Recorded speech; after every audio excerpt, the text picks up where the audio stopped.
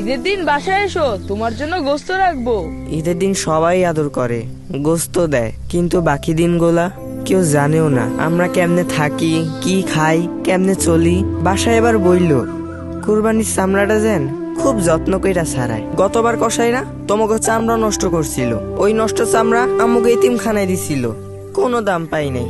আর দাম না পাইলে সারা বছর আমাকে লেখাপড়া খাওয়ান দাওয়ানের টাকাই বুকই থেকে।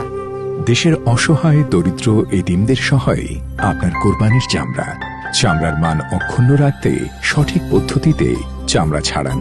চামড়া আড়াআড়ি কাটার জন্য সুচালু মাথার ছুরি, চামড়া ছাড়ানোর জন্য বাঁকা মাথার ছুরি ব্যবহার করুন। চামড়ায় লেগে থাকা রক্ত, মাংস, চর্বি, পশম সম্পূর্ণ অপসারণ করে ভালোভাবে পানি দিয়ে ধুয়ে নিকটস্থ মাদ্রাসা এতিমখানায় দিয়ে দিন।